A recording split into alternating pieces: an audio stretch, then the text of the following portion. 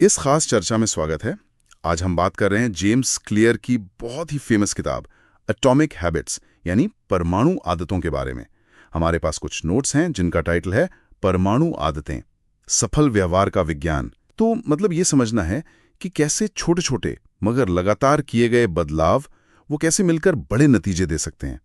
किताब की एक बात जो मुझे वो बहुत सही लगी कि भाई सफलता सिर्फ गोल सेट करने से नहीं आती बल्कि सही सिस्टम बनाने से आती है। जैसा किताब में कहा है, आप अपने लक्ष्यों के स्तर तक नहीं उठते, आप अपने सिस्टम के स्तर तक गिरते हैं। ये थोड़ा मतलब सोचने वाला है ना। हम तो गोल्स पर ही फोकस करते हैं ज्यादातर। बिल्कुल, और यही तो इस किताब की खासियत है। ये सिर्फ मोटिवेशन या विल पावर के भरोसे रहने की बजाय आदतों के पीछे की साइकोलॉजी को समझने पर जोर देती है और छोटे प्रैक्टिकल कदमों पर। असल में ये एक 4 स्टेप पैटर्न पर आधारित है, वो समझना जरूरी है। हाँ, वो 4 स्टेप्स, संकेत, लालसा, प्रतिक्रिया और इनाम। जरा इसे थोड़ा और बताएंगी, मतलब ये काम कैसे करता है पूरा साइकिल। जरूर। देखिए, हर आदत ना एक संकेत यानी कि क्यू से शुरू होती है। ये कुछ भी हो सकता है जो आपके दिमाग को ट्रिगर करे कोई काम शुरू करने के लिए। जैसे सुबह का अलार्म बजा। अच्छा। फिर आती है लालसा यानी क्रेविंग। ये उस संकेत से जुड़ी हुई इच्छा है, जैसे अलार्म बजने पर वो ताजगी महसूस करने की इच्छा। हाँ हाँ। इसके बाद होती है प्रतिक्रिया यानी रिस्पॉन्स, मतलब जो असल आदत या व्यवहार है, जैसे बिस्तर से उठ जाना। ठीक है। और आखिर में मिलता है इनाम यानी रिवॉर्ड, जो उस लालसा को पूरा करता है और दिमाग को सिखाता है कि भाई ये साइकिल दोबारा करना फायदेमंद है, जैसे उठने के बाद अच्छा महसूस करना। कि ये दोहराने लायक है। हाँ, समझ गया, यही आदत का लूप है। बिल्कुल। और इसी लूप को समझकर हाँ, तभी तुम उसे बदल पाएंगे। और यहीं पे वो 4 नियम आते हैं व्यवहार बदलने के, है ना। पहला है इसे स्पष्ट बनाएं, मेक इट ऑब्वियस। लेकिन इसका मतलब क्या वो प्रैक्टिकली? इसका मतलब है अपनी आदतों के संकेत को जानबूझकर अपने सामने रखना, बिल्कुल साफ। जैसे अगर रोज सुबह मेडिटेशन करना चाहती है ना, तो मेडिटेशन कुशन रात को ही ऐसी जगह रख दे जहां सुबह उठते ही नजर पड़े। अच्छा। या फिर हैबिट स्टैकिंग यूज करें, अपनी किसी पुरानी आदत के फौरन बाद नई आदत जोड़ दें। जैसे नोट्स में था, सुबह की कॉफी डालने के बाद मैं 1 मिनट ध्यान करूंगा। इससे ना नई आदत शुरू करने का सिग्नल एकदम क्लियर हो जाता है। ये सही है। और दूसरा नियम, इसे आकर्षक बनाएं, मेक इट अट्रैक्टिव, मतलब आदत को थोड़ा मजेदार बनाना। हाँ, या कम से कम उसे किसी ऐसी चीज से जोड़ना जो आपको पसंद हो। इसे टेम्पटेशन बंडलिंग कहते हैं। मान लीजिए आपको एक्सरसाइज करना बोरिंग लगता है, पर अपना फेवरेट पॉडकास्ट सुनना अच्छा लगता है। हाँ, ये तो होता है। नियम बना लें कि भाई पॉडकास्ट सिर्फ एक्सरसाइज करते हुए ही सुनेंगे। इससे एक्सरसाइज करने की जो लालसा है ना, वो बढ़ जाती है। अरे वाह, ये तो चालाकी है। और तीसरा नियम, इसे आसान बनाएं, मेक इट इजी। मुझे लगता है यहीं पर वो फेमस 2 मिनट रूल आता है। बिल्कुल सही पकड़ा। अक्सर हम ना बड़ा टारगेट देख के शुरू ही नहीं कर पाते। ये नियम कहता है कि किसी भी नई आदत को इतना छोटा कर दो कि शुरू करने में 2 मिनट से ज्यादा लगे ही नहीं। अच्छा। जैसे रोज 30 मिनट पढ़ूंगा, ये सोचने के बजाय शुरू करें रोज बस 1 पेज पढ़ूंगा। एक बार शुरू कर दिया ना, तो फिर मोमेंटम बनाना आसान हो जाता है।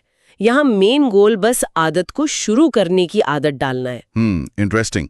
और आखिरी नियम, चौथा, इसे संतोषजनक बनाएं, मेक इट सैटिस्फाइंग, मतलब फौरन कोई मजा, कोई रिवॉर्ड मिलना चाहिए। हाँ, क्योंकि हमारा दिमाग ना वो फौरी संतुष्टि चाहता है। अच्छी आदतों का इनाम जैसे सेहत बनना, वो तो देर से मिलता है। इसलिए हमें कोई छोटा फौरन मिलने वाला इनाम जोड़ना पड़ता है। जैसे कि कोशिश करें कि लगातार 2 बार न चूकें। जल्दी से वापस ट्रैक पर आना जरूरी है। सही कहा। इन नियमों के अलावा एक और आइडिया जो मुझे बहुत पावरफुल लगा, वो है पहचान आधारित आदतें, आइडेंटिटी बेस्ड हैबिट्स। ये सोचना कि हमें क्या पाना है, उससे ज्यादा ये सोचना कि हमें कौन बनना है। लक्ष्य किताब पढ़ना नहीं, लक्ष्य पाठक बनना है। ये कैसे ज्यादा असरदार है? ये बहुत गहरी बात है। जब आप अपनी पहचान बदलते हैं ना, तो आप बाहरी रिजल्ट्स के लिए नहीं, बल्कि अंदर की मोटिवेशन से काम करते हैं। आप वो काम इसलिए नहीं करते कि आपको करना है, बल्कि इसलिए करते हैं क्योंकि आप ऐसे ही हैं। अच्छा। एक पाठक जो है वो अपने आप ही किताबें उठाएगा। ये आदतों को सिर्फ बाहरी काम नहीं रहने देता, बल्कि आपके वजूद का, आपकी आइडेंटिटी का हिस्सा बना देता है। और ये चीज कहीं ज्यादा टिकती है। हाँ, ये तो है। और इसमें माहौल, अपने आसपास की जगह का भी तो रोल है। नोट्स में लिखा था माहौल वो अदृश्य हाथ है जो मानव व्यवहार को आकार देता है। इसका मतलब हमें अपना एनवायरनमेंट जानबूझकर डिजाइन करना चाहिए। बिल्कुल करना चाहिए। अच्छी आदतों के जो संकेत हैं, क्यूज हैं, उन्हें आंखों के सामने रखें, आसान बना दें और बुरी आदतों के ट्रिगर्स को हटा दें या मुश्किल बना दें। अगर हेल्दी खाना है तो फ्रूट्स सामने रखें, बिस्किट वगैरह छुपा दें। हाँ, फोन का इस्तेमाल कम करना है तो उसे दूसरे कमरे में चार्ज पर लगाएं रात को। माहौल बदलना अक्सर सिर्फ विल पावर पर डिपेंड रहने से कहीं ज्यादा इफेक्टिव होता है। सही बात है।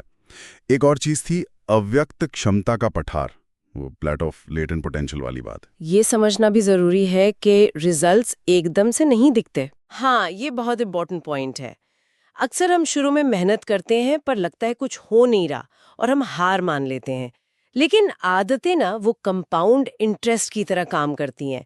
शुरुआत धीमी होती है पर एक पॉइंट के बाद ग्रोथ एकदम तेज होती है। उस पठार को पार करने के लिए पेशेंस और कंसिस्टेंसी चाहिए। अगर हम सारी बातों को एक साथ देखें, छोटी आदतें बहुत मायने रखती हैं क्योंकि वो टाइम के साथ जुड़ती जाती हैं। हमें गोल से ज्यादा सिस्टम पर फोकस करना चाहिए। हमें रिजल्ट्स के बजाय आइडेंटिटी पर आधारित आदतें बनानी चाहिए और अपने माहौल को अपनी आदतों के हिसाब से डिजाइन करना चाहिए। एकदम सही समरी है।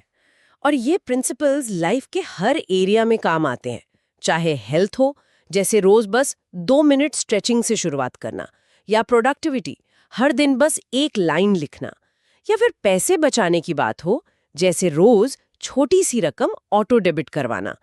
ये छोटे छोटे कदम ही बड़े बदलाव लाते हैं। वाकई ये छोटे बदलावों की ताकत कमाल की है। और इससे जुड़ा एक सवाल मन में आ रहा है जो शायद सुनने वाले भी सोच सकते हैं कि अगर ये परमाणु आदतें इतनी पावरफुल हैं तो आज वो कौन सी एक सबसे छोटी आदत हो सकती है, बिल्कुल छोटी सी, जिसे शुरू करने से उनकी लाइफ के किसी एक जरूरी हिस्से पर सबसे बड़ा पॉजिटिव असर पड़ सकता है। सोचने वाली बात है।